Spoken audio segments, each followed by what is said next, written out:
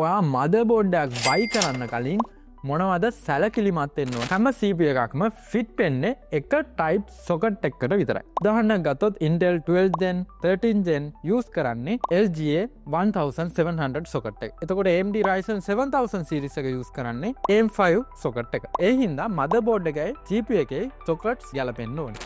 ඒ වගේම තමයි motherboard එකේ chipset එකත් කයා කරන්න ඕනේ. Intel Z790 ඊට පස්සේ B760 මේ වගේ chipsets LGA 1700 CPUs වලට. එතකොට AMD X670 B650 මේ වගේ chipsets ගැලපෙන්නේ AM5 CPUs වලට. සමහර chipsets overclocking වලට ඔයාලට chance එක දෙන්න. උදාහරණයක් ගත්තොත් Z790 X670 වගේ chipset. ඉතින් ඒ වගේම තමයි ඔයා motherboard එක buy කරත් RAM එකේ compatible එකක් හිතන්න ඕනේ. motherboards වලට DDR4 support කරන motherboards තියෙනවා, DDR5 support කරන motherboards තියෙනවා. ඔයාලට DDR4 RAM එකකුයි DDR5 RAM එකකුයි mix කරලා එක motherboard එකකට install කරන්න බෑ. ඒ වගේම තමයි ඔයාගේ requirement එකට අනුව ඔයා motherboard එක තෝරගන්න ඕනේ. ඔයාට RAM slots දෙකක් දෝනේ, RAM slots 4ක් දෝනේ. අන්න ඒ විදියට ඔයා තීරණය කළා ඔයා ඒකට ගැලපෙන විදියට motherboard එක තෝරගන්න ඕනේ. ඔයා ඒ වගේම තමයි කොච්චරක් maximum RAM එකක් මේ motherboard එක support කරනවද කියලා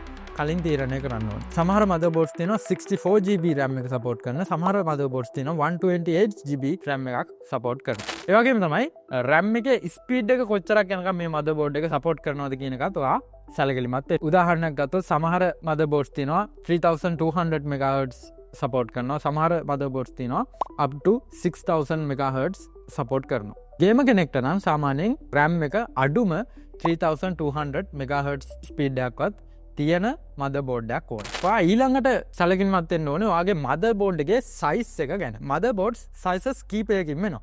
ATX තමයි standard size එක motherboards එන. මේකේ ගොඩක් slots ports බලා ගන්න පුළුවන්. මේක ගොඩක් popular. ඒ වගේම ගොඩක් මේක gaming වලට editing වලට use කරන motherboard එක. ඒක තමයි micro ATX කියන small motherboard එක. ඒක ඇවිල්ලා ATX එකට වඩා PCI slots අඩුයි. ඒ වගේම සාමාන්‍ය පොඩි casings වලට තමයි මේක fit වෙන්නේ. ඒ වගේම මේක ATX වලට වඩා ගොඩක් cheap වලට buy කරන්න පුළුවන්. ඒ වගේම තමයි mini ITX කියන motherboard. මේ වගේ එන්නේ එක graphic card slot එකයි. ඒ වගේම මේවා ගොඩක් පොඩි PC builds වලට තමයි use කරන්නේ. ඉතින් ඔයාගේ requirement එක අනුව ඔයාට ගැලපෙන motherboard size එක choose කරගන්න. ඉතින් ඒ වගේම තමයි ඔයාගේ motherboard එකේ තියෙන PCI slots වලටත් අවධානය දෙන්න ඕනේ. අලුත් motherboards වල PCI 4.0 ඊට පස්සේ PCI 5.0 මේ වගේ slots බලා ගන්න පුළුවන්. PCI slots වර්ග දෙකක් තියෙනවා. PCI 16 slot එක ඊට පස්සේ PCI 1 slot එක.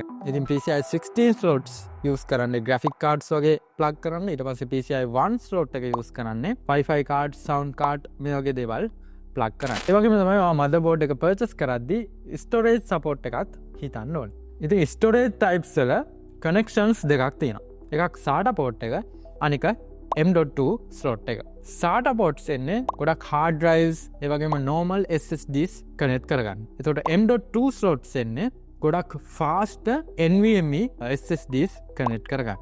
ඉතින් මෙතනදී ඔයාගේ requirement එක අනුව කොච්චරක් SATA slots තියෙනවද කොච්චරක් M.2 slots තියෙනවද කියලා check කරලා motherboard එක select කරගන්න ඕනේ. ඉතින් ඔයා සැලකිලිමත් වෙන්න ඕනේ තවත් දෙයක් තමයි ඔයාගේ motherboard එකට built-in Wi-Fi එහෙම නැත්නම් built-in Bluetooth option එනවද කියන එක.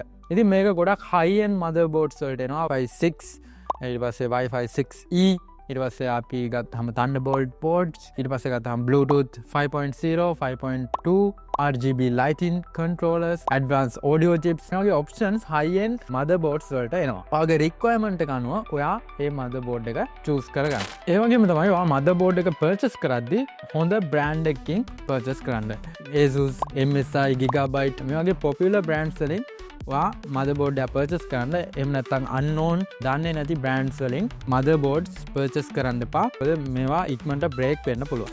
ඉතින් අපි මේ video series එකෙන් කතා කරන්නේ ඔයා PC එකක් build කරනවා නම් ඉතින් ඒකට අවශ්‍ය component purchase කරනවා. අන්නේ component purchase කරන්න කලින් ඔයා සැලකිලිමත් වෙන්න ඕනේ කරුණු මොනවද කියන ගැන අවබෝධයක් දෙන්න තමයි අපි මේ video series එක ගෙනාවේ. අපි කලින් video එකේ කතා කරා සීප එකක් බයි කරන්න කලින් මොනවද සැලකිලිමත් වෙන්න ඕන කියන එක ගැන පාය වීඩියෝක බැලුව නැත්නම් දැම්ම උඩ තියෙන කාඩ් එක ක්ලික් කරලා ඔයාලට ඒක බලන්න. ඉතින් ඔයාලට ප්‍රශ්න තියෙනවා නම් පහළ කමෙන්ට් සෙක්ෂන් එකේ කමෙන්ට් එකක් දාන්න. ඒ වගේම ඔයාලට තවත් මේ වගේ දේවල් ගැන වීඩියෝස් අවශ්‍ය නම් පහළ කමෙන්ට් සෙක්ෂන් එකේ කමෙන්ට් එකක් දාන්න. ඉතින් මේ වගේ තවත් ටෙක් ටිප්ස් and ට්‍රික්ස් බලාගන්න අපිව සබ්ස්ක්‍රයිබ් කරලා තියාගන්න. අපිව කන්ටැක්ට් කරගන්න. ඔයාලට පල්ලේ අපේ ඩිස්ක්‍රිප්ෂන් එකේ WhatsApp ඒ වගේම social media links තියෙනවා. ඒවත් through ඔයාලට අපිව කන්ටැක්ට් කරගන්න පුළුවන්.